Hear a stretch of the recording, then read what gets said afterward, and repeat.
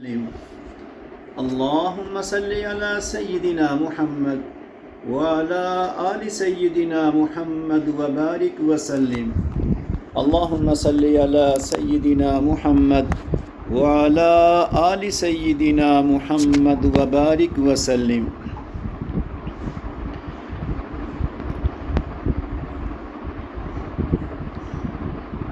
تمام مخلوقات میں اللہ رب العزت نے انسان کو انسانیت سے شرافت بخشی، انسان کو انسانیت کے ذریعے اعزاز اور عزت بخشی. گویا جس انسان میں انسانیت نہیں وہ انسان قابل عزت قابل احترام نہیں، اور جس میں انسانیت ہے انسانی شرافت ہے وہ قابل اعزاز اور قابل اکرام ہے. پھر انسانیت کا دار و مدار انسان کے اشرف اور انسان کے افضل ہونے کا دار و مدار انسانی شرافت کی بنیاد اصلاح کامل ہے کہ ہر انسان اپنے اندر کامل اصلاح کا جوہر رکھتا ہو، کامل اصلاح کی خوبی، کامل اصلاح کی صفت رکھتا ہو. یہ انسانیت کا جوہر ہے. پھر کامل اصلاح کے دو طریقے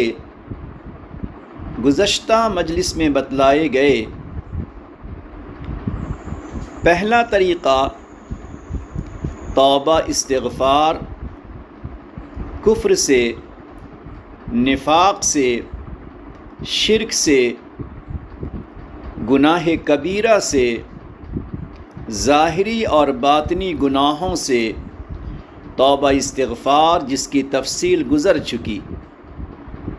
اور اصلاح کا دوسرا طریقہ اللہ کی عبادت ربط و تعلق کے ساتھ، انابت کے ساتھ. یہ دو طریقے ہیں اصلاح کامل کے. آج اس بات کو سمجھنا ہے کہ اصلاح کا تعلق دو چیزوں سے ہے. ایک ہے اصلاح کے طریقے اور ایک ہے اصلاح کا تعلق.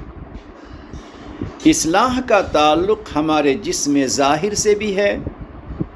اور اصلاح کا تعلق ہمارے باطن سے بھی ہے. اصلاح کا تعلق ہمارے بدن، ہمارے جسم سے ہے، اور اصلاح کا تعلق ہمارے قلب، ہماری روح، ہمارے نفس، ہمارے باطن سے ہے. ان دو چیزوں سے اصلاح کا تعلق ہے. اگر کوئی انسان ان دونوں چیزوں کی اصلاح کی فکر کرتا ہے اور دونوں کی اصلاح کے لیے کوششیں کرتا ہے تو وہی انسان انسانیت کی ترقی پر ہے، کامیابی پر ہے. اور اگر انسان ظاہری اصلاح تو کر لیتا ہے لیکن باطنی، قلبی، روحانی، نفسانی اصلاح نہیں کرتا تو کامل اصلاح نہیں ہے. بلکہ بسا اوقات یہ باطنی اصلاح کے نہ ہونے کی بنا پر انسان زیادہ خسارے اور نقصان میں ہوتا ہے. اسی بنیاد پہ مشہور ہے کہ بعض ایسے لوگ جو ظاہری طور پر تو اصلاح اختیار کر لیتے ہیں، اعمال ظاہرہ کرتے رہتے ہیں، نماز وغیرہ کی پابندی ہے، بظاہر انسانوں کے ساتھ حسن سلوک اور اخلاق بھی ہے، مگر ان کا دل باطنی امراض سے، اخلاق ذمیمہ سے، گندی چیزوں سے ابھی اصلاح نہ پا سکا. تو ایسے لوگوں کے بارے میں کہا گیا کہ السنتہم احلی من السکر وقلوبہم قلوب الذئاب، ایسے بہت سے لوگ کہ جو باطنی، قلبی، نفسانی اور روحانی اصلاح نہیں کرتے اور اندر تمام ذمیمہ صفات موجود ہیں، تو ایسے لوگ بہت ایسے ہوتے ہیں کہ جن کی زبان شکر سے کہیں زیادہ میٹھی ہوتی ہے۔ بظاہر اپنی زبان سے، اپنے گفتگو سے، اپنی باتوں سے، اپنے طرز کلام سے، اپنے سلسلہ گفتگو سے لوگوں کے سامنے نہایت میٹھے شہد کی طرح، شکر کی طرح ہوتے ہیں، مگر اخلاق ذمیمہ کی بنیاد پر، گندے اخلاق جو قلب میں راسخ ہو چکے ہیں، اس کی بنیاد پر ان کا قلب درندوں کی طرح ہوتا ہے، بھیڑیوں کی طرح ہوتا ہے۔ جس طرح بھیڑیا انسانوں کو تباہ کر دیتا ہے، بھیڑیے سے تباہی بربادی آتی ہے، اسی طرح اس کے قلب کی خرابی اور قلب کی گندگی اور گندے امراض کی بنا پر اس کے اعمال ظاہرہ کی تباہی ہو جاتی ہے، اس کے اعمال ظاہرہ کی نورانیت ختم ہو جاتی ہے، اس کے اعمال ظاہرہ کی تاثیر مٹ جاتی ہے، اس کے اجر و ثواب میں کمی آ جاتی ہے، اور بسا اوقات اس کے اندرونی امراض کی بنیاد پر دوسروں کو بھی تباہی ہوتی ہے۔ اس بنیاد پہ کہا گیا کہ جنہوں نے اپنے ظاہر کی اصلاح تو کر لی، ظاہری لباس، ظاہری وضاقتہ، ظاہری طور طریقہ اس نے شریفانہ بنا لیا، صلحاء کا لباس اختیار کر لیا، خواتین اور مستورات اور عورتوں نے صالحہ اور عابدہ عورتوں کا انداز اپنا لیا۔ ظاہر تو ماشاءاللہ اچھا ہو گیا، لیکن اندر اگر خرابی ہے تو گویا کہا جائے گا کہ السنتہم احلی من السکر، کی زبان تو ان کی میٹھی ہو گئی شکر سے کہیں زیادہ، اور ان کا دل بھیڑیے کی طرح، درندے کی طرح ہے جو خود اسے نقصان پہنچاتا ہے اور دوسروں کو بھی نقصان پہنچتا ہے۔ اس سے پتہ چلا کہ اصلاح کے لیے ضروری ہے کہ اصلاح کا تعلق جسم ظاہر سے بھی ہو، کہ ہمارا ظاہر بھی اصلاح سے متعلق ہو اور ہمارا باطن بھی اصلاح کو قبول کرتا ہو، تبھی جا کر اصلاح کامل ہوگا۔ اسی اصلاح کامل پر انسانیت اور شرافت کا دار و مدار ہے۔ اب دیکھنا یہ ہے آج کی گفتگو میں کہ اصلاح کامل کی بنیاد کیا ہے۔ اصلاح کامل کے لیے اللہ رب العزت نے ہمیں پوری شریعت عطا فرمائی ہے۔ اب ظاہر بات ہے کہ پوری شریعت تفصیل کے ساتھ ہے۔ 23 سال میں پوری شریعت نازل ہوئی، جس میں بہت سارے مامورات ہیں اور جس میں بہت ساری منہیات ہیں، بہت سے کرنے کے اعمال ہیں اور بہت سے چھوڑنے کے اعمال ہیں،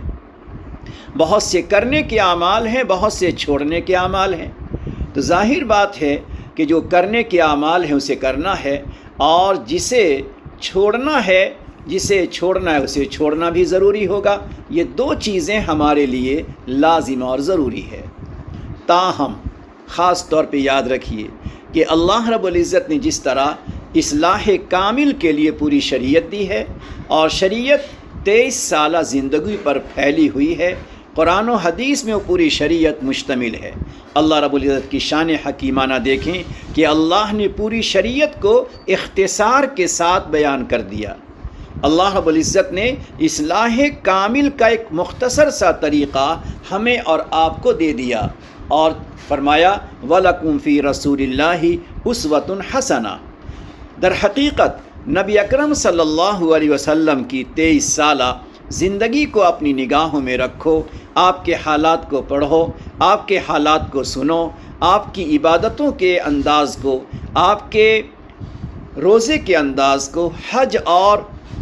تلاوت کے انداز کو دیکھو اسی طرح آپ کے ظاہری احوال کو دیکھو اور آپ کے باطنی اور آپ کی قلبی کیفیات کو دیکھو، تو گویا پوری شریعت کا خلاصہ اللہ رب العزت نے نبی اکرم صلی اللہ علیہ وسلم کی ذات گرامی کو بتلا دیا کہ آپ کی ذات گرامی پوری شریعت کا خلاصہ ہے، لہٰذا تم انہیں اپنا نمونہ بنا لو، اور ان کو نمونہ بنا کر زندگی گزارو گے تو تمہارا ظاہر بھی آپ کے مطابق ہونا چاہیے اور باطن بھی آپ کے مطابق ہونا چاہیے۔ نبی اکرم صلی اللہ علیہ وسلم کا نمونہ ظاہر دنیا میں کوئی بھی چیز آپ کسی کاریگر کو دیتے ہیں اور یہ کہتے ہیں کہ بھائی اسی کی طرح بنا دو، ہم نے تجھے نمونہ دے دیا، سیمپل دے دیا، اسی کی طرح بنا دو، تو اب کاریگر کوشش کرتا ہے پورے طور پر انچ بہ انچ کوشش کرتا ہے کہ جو سیمپل جو نمونہ دیا گیا اس کے مطابق اگر میں بناؤں گا تبھی میں اجرت کا اور مزدوری کا پورے مستحق ہوں گا، تعریف کا مستحق ہوں گا، اور اگر تھوڑا بھی میں نے فرق کر دیا، نمایاں فرق ہو گیا، تو ہو سکتا ہے مجھے مزدوری نہ ملے، میری تعریف تو کیا میری مذمت کی جائے گی۔ اسی طرح اللہ رب العزت نے فرمایا وَلَكُمْ فِي رَسُولِ اللَّهِ أُسْوَةٌ حَسَنَةٌ، تمہارے لیے، تمہارے ظاہر کے لیے، تمہارے باطن کے لیے ہم نے ایک نمونہ دے دیا ہے، نبی اکرم صلی اللہ علیہ وسلم کی حیات طیبہ کو، آپ کی زندگی کو، آپ کے کارناموں کو ہم نے نمونہ بنا دیا۔ لہٰذا اگر اپنی زندگی میں اصلاح کامل لانا چاہتے ہو تو نبی اکرم صلی اللہ علیہ وسلم کے ظاہر کو دیکھو اور آپ کے باطنی احوال اور باطنی کیفیات کو دیکھو۔ معلوم اس سے یہ ہوا کہ اصلاح کامل کا دار و مدار ظاہر پر بھی ہے، اصلاح کامل کا دار و مدار باطن پر ہے۔ صرف چند اعمال کو اپنا لینے سے اصلاح کامل کا درجہ حاصل نہیں ہوتا۔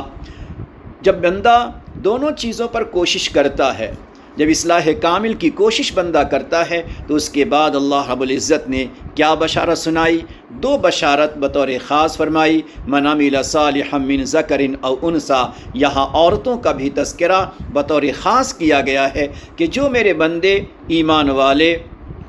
جو مذکر ہوں، مرد ہوں یا عورتیں ہوں، ایمان کی حالت میں ہوں، انہیں ہم حیات طیبہ پاکیزہ زندگی عطا کریں گے اور ان کو ہم اس سے بہتر اجر و ثواب عطا کریں گے جیسا وہ عمل کرتے ہیں۔ یعنی جس طرح بندہ عمل کرتا ہے، ظاہری عمل ہو یا باطنی عمل ہو، ظاہری اعمال ہوں یا باطنی اعمال ہوں، جیسے بھی اعمال ہوں گے ان اعمال کے مقابلے میں اس کے وہم و گمان سے کہیں زیادہ ہم بہتر سے بہتر اس کو اجر و ثواب ہم عطا کریں گے۔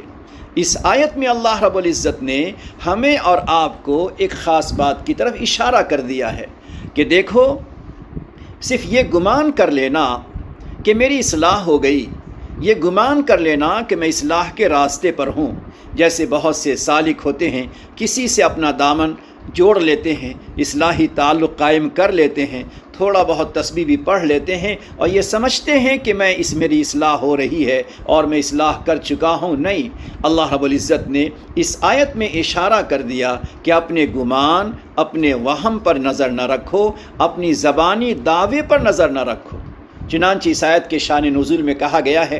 کہ ایک دفعہ کچھ کفار، مشرکین، یہود، نصارہ یہ ایک جگہ بیٹھے ہوئے تھے۔ یہ تمام کے تمام اپنے بارے میں دعوے کر رہے تھے، ہم اللہ کے مقرب ہیں اور اللہ رب العزت کے منشا چاہت کے مطابق ہماری زندگی ہے، یہ سب کے سب دعوے کر رہے تھے۔ اسی موقع پر اللہ رب العزت نے قرآن کریم کی آیت نازل فرمائی کہ صرف اور صرف تمہارا فخر کرنا، دعویٰ کرنا، امیدیں لگانا، اپنے آپ کے بارے میں حسن ظن رکھنا، اپنی قیمت لگائے رکھنا اور یہ سوچنا کہ میں اصلاح کے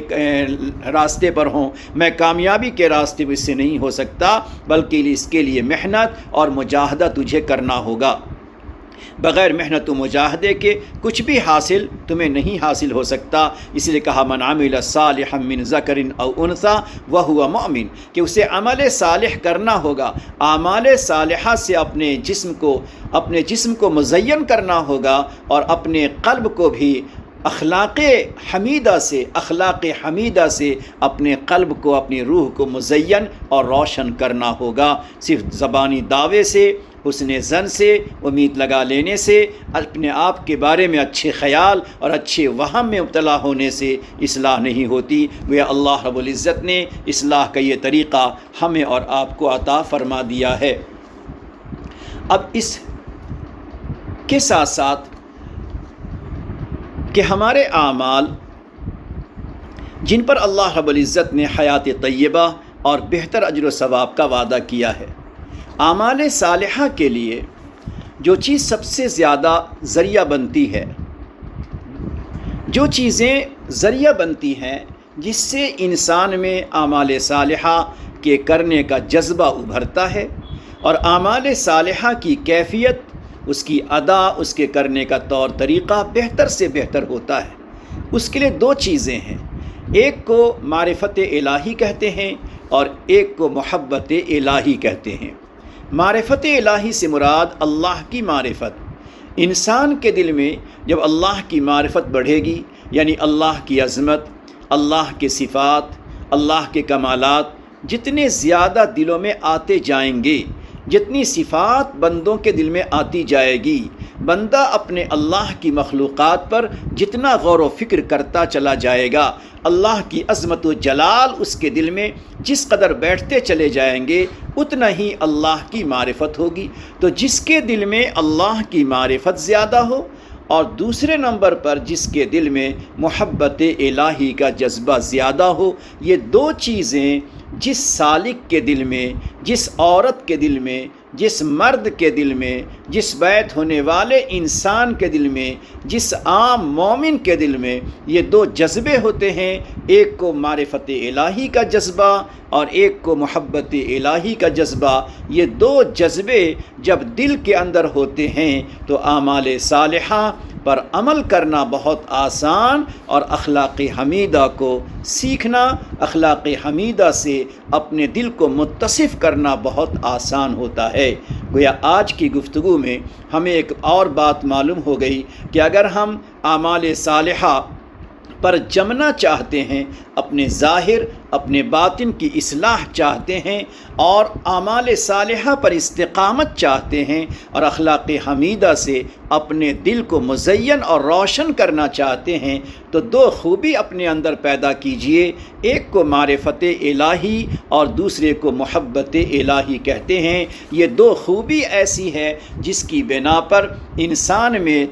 عمل کا جذبہ ابھرتا ہے، شوق بڑھتا ہے اور عمل کی کیفیت، عمل کی ادا بہتر سے بہتر ہوتی ہے۔ اور دوسرا بڑا فائدہ کہ انسان کو کوئی عمل کرتے ہوئے طبیعت میں بوجھ نہیں آتا، طبیعت بوجھل نہیں ہوتی، طبیعت میں سستی نہیں آتی، ذکر و مراقبہ میں انسان کو نیند نہیں آتی، سستی نہیں آتی، غفلت نہیں آتی، کیونکہ انسان جب بیٹھتا ہے اللہ کے ذکر میں، جب بیٹھتا